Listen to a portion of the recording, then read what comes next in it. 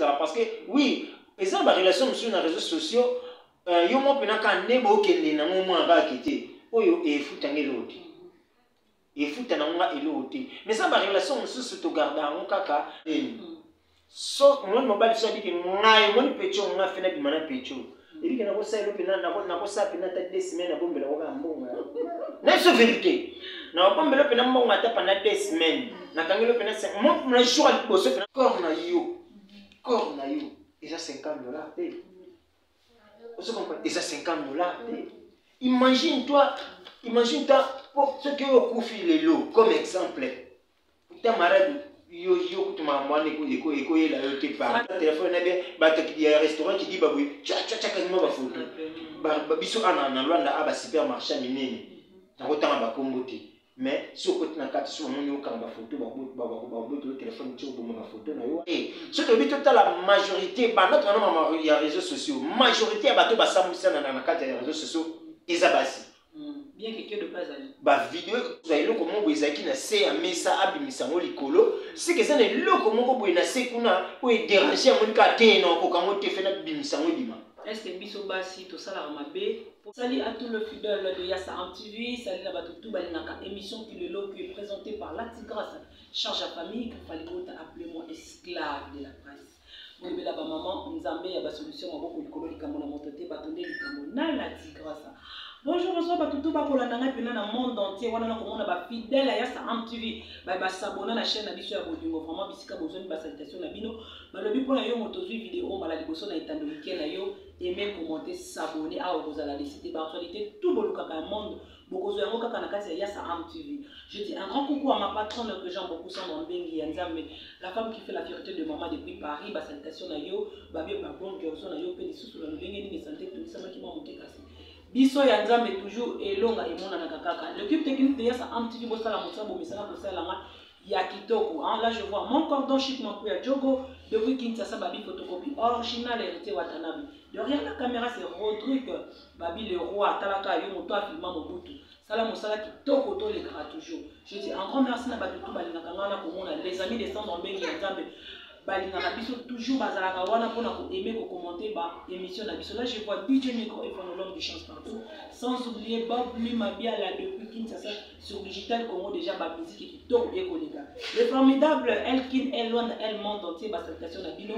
Là je vois papa le pan mon moto moko asangisa ba nationalité belé ba to belé mais na comportement moko là je te salue sans oublier tous ceux qui poudi depuis Olivier Inate vraiment le millionnaire je te salue. Je salue ba tout balingara. Voilà comment on a le Parisien le plus célèbre, Aminoya de Odimba, papa na Déborah, papa na Nao. Tonton Jubo depuis Diblé, sans toi Diblé, comme ça Ramoboulou. Le cœur de la Tigresse, là où repose ma confiance, je te salue. Bientôt, vraiment, nous serons ensemble pour nous recevoir toujours de tout ça. Mon salon, ton message pour ça, mais le la Tigresse a eu les sous. Nakati est en week-end, la billonnaire pour le bilanime. Nazanga mon côté, na plateau, il y a ça, un petit peu avec.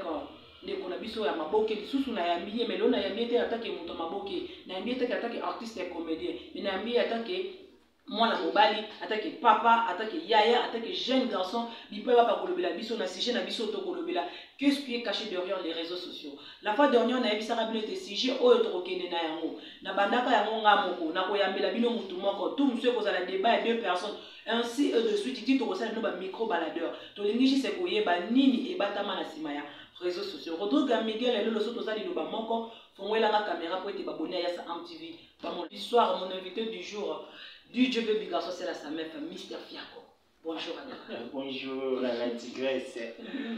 Donc ici là on a bien sûr un Mister Fiako. Voilà. Parce que tu n'as pas Fiako moi Fiako la rabana. Ben oui hein Fiako la rabana.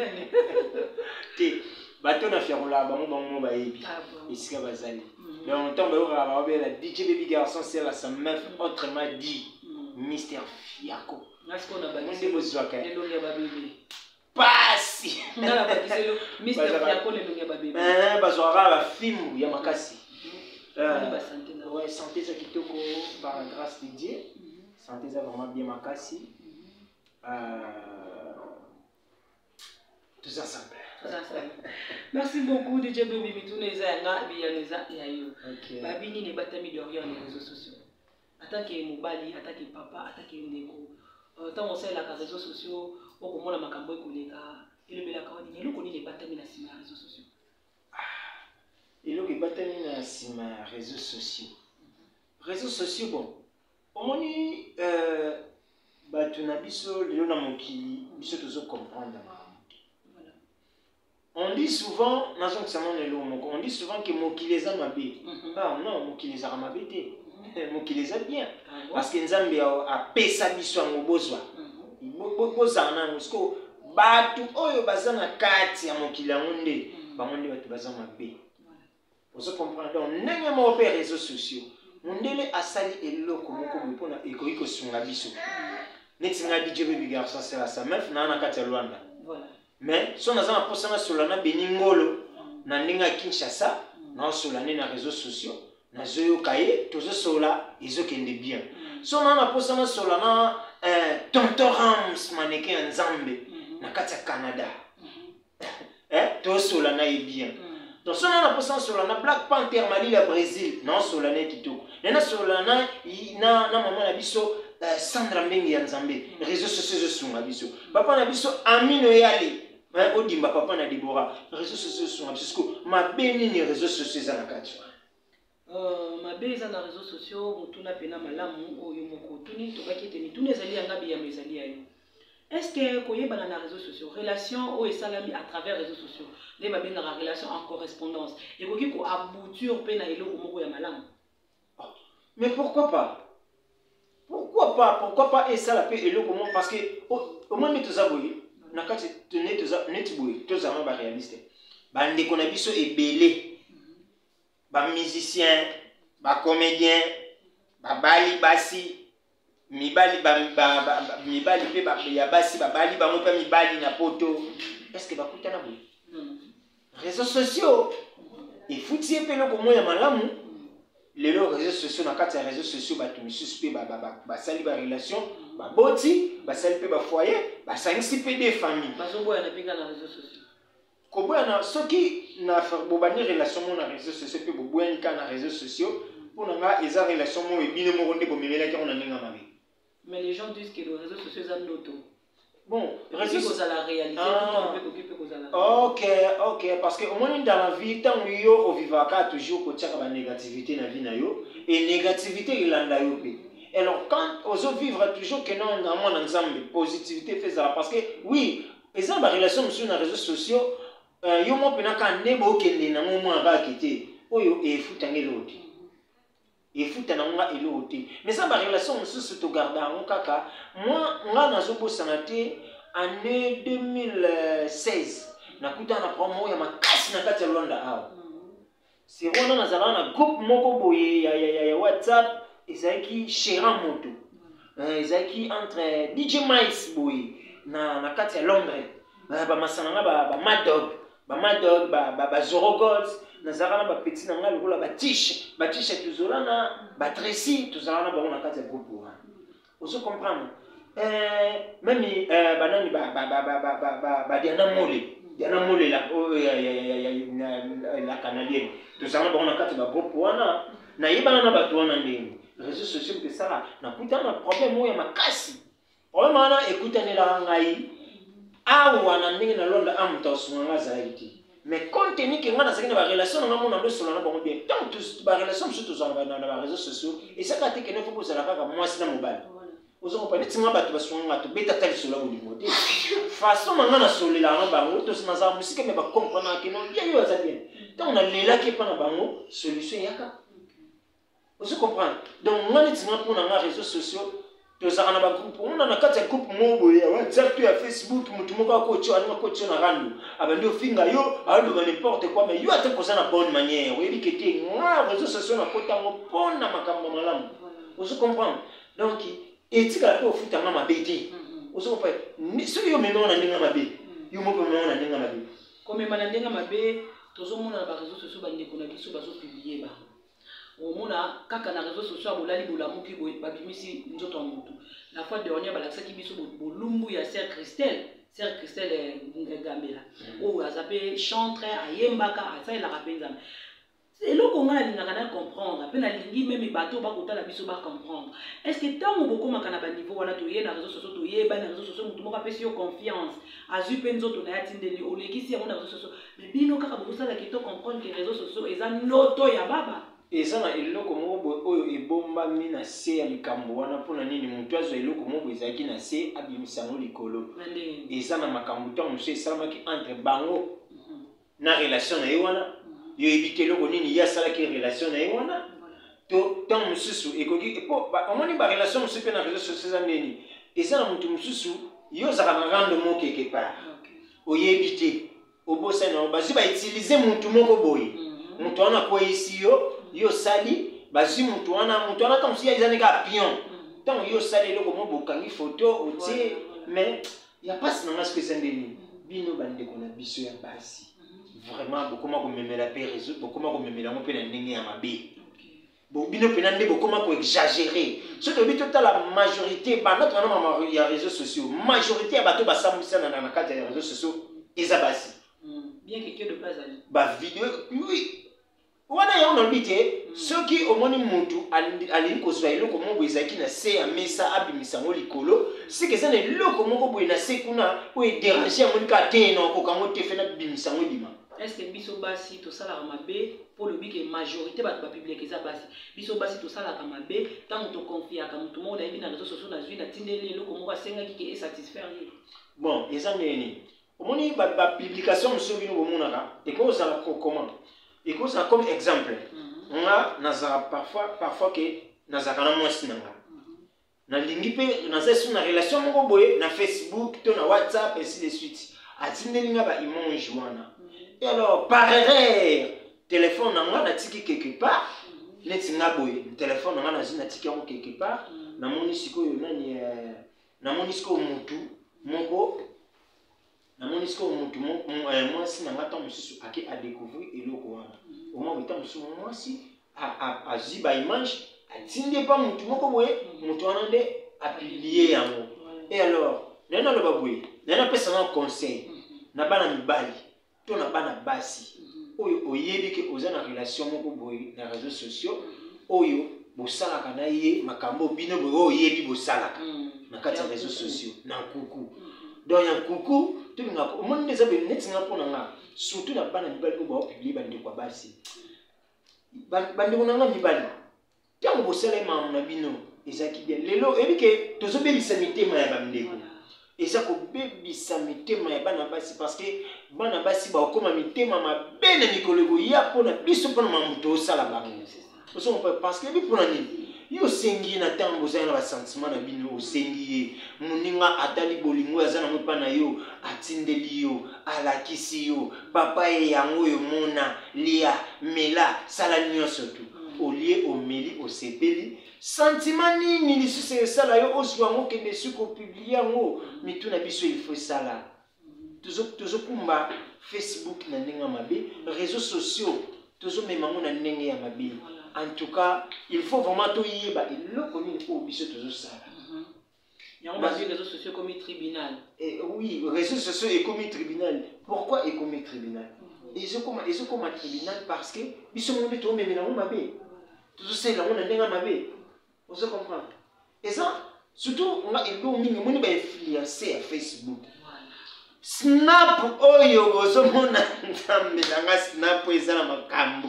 Omoni snap o mondele yo application mondele self snap oyo. Mama, papa, omoni Facebook ya.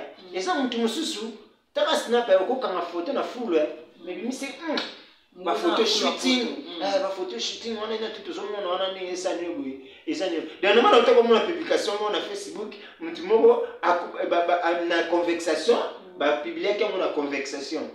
Pas avec ça, ce qui moi si aya kotala ye, sur la Facebook.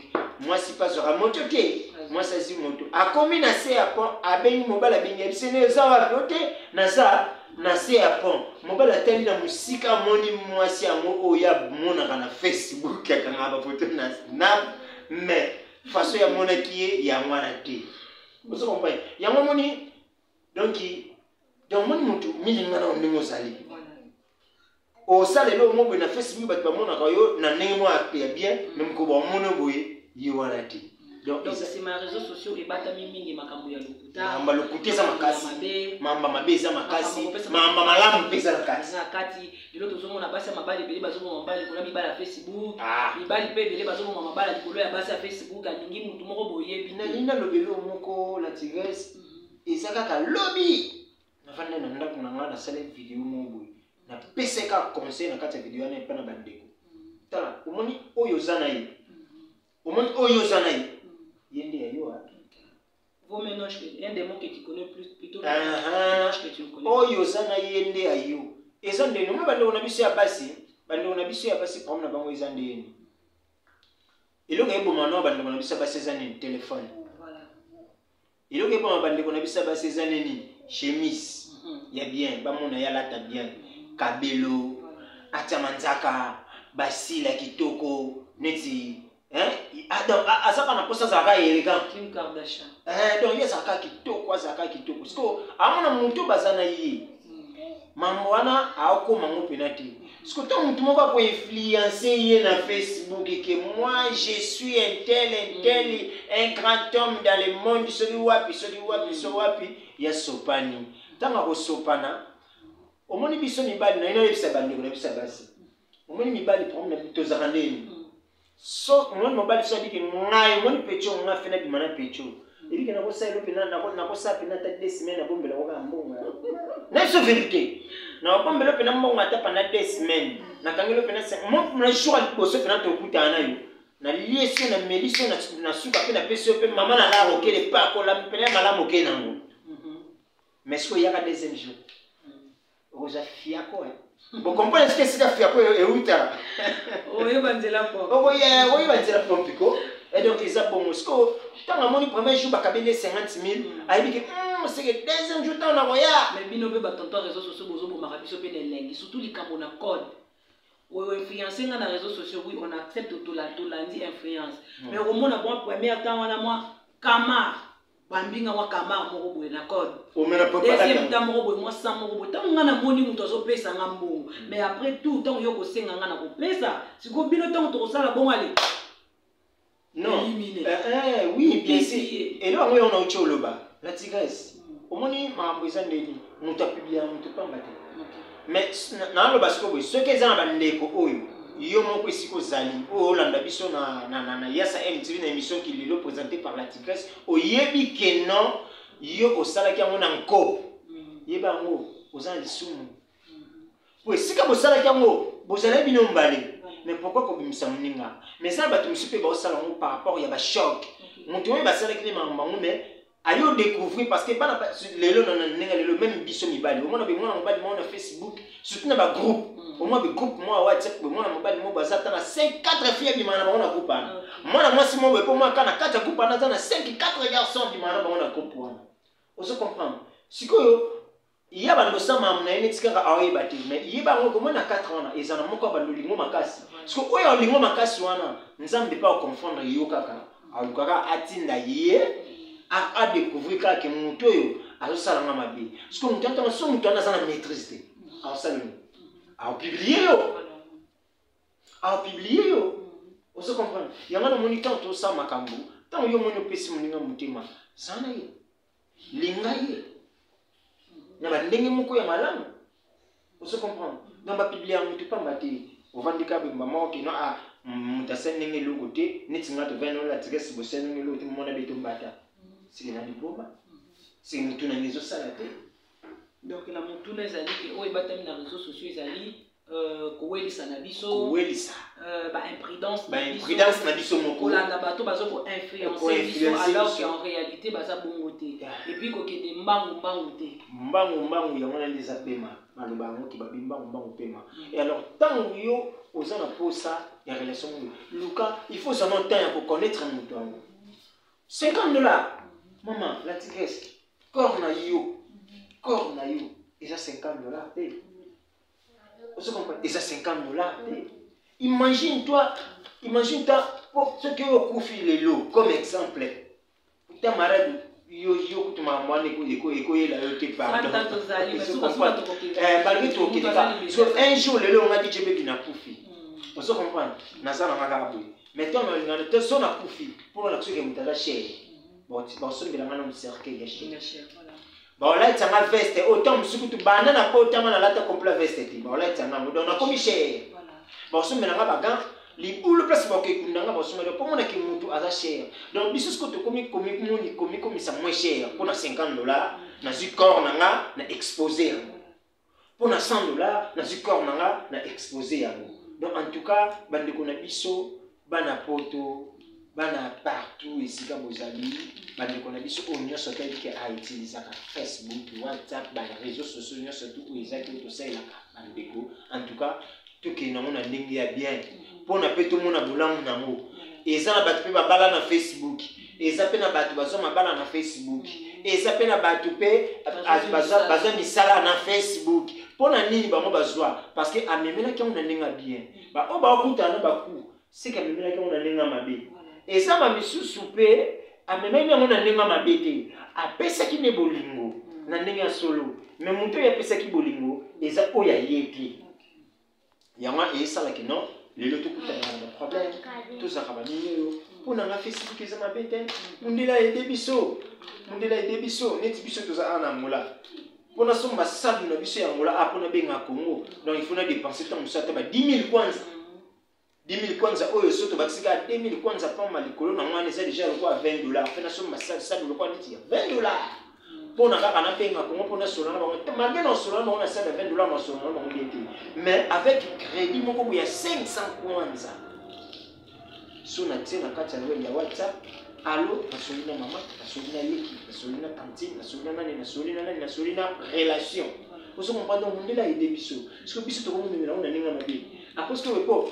ndeto ke déjà boy to ko masko ko condamner mais c'est Facebook azama be mais c'est Facebook azama be te mais c'est Facebook a aidé biso mon konde tozo ya ko mumela on ninga mabe siko DJ baby Facebook ikutu na minito ezongi sima eza na réseaux sociaux oyo ekomi kotomukisa mitu ya bato lokola TikTok eza omona mutu moko boye asali video na ye akendaka kaka na barestaurant bisika moko ya cher asali bavideo biso soko tozomona ozomona teke réseaux sociaux eza na eloko moko ebatami na nsima wana eza eloko moko ya mabe oyo tosalaka lelo emema biso ntina bapoint oyo tozokoma nango latinges eza na mutu moko te oyo akolingaka no akekanga foto na kati ya wisi ata na Facebook ata ngai na kama photo na Facebook ti dans le cas place mo ya bien et alors ce place wana ya bien moi ko influencer est-ce que wewe question na quelqu'un photo na kati ya restaurant moizenga est-ce que mtu nata photo na restaurant kenda akolia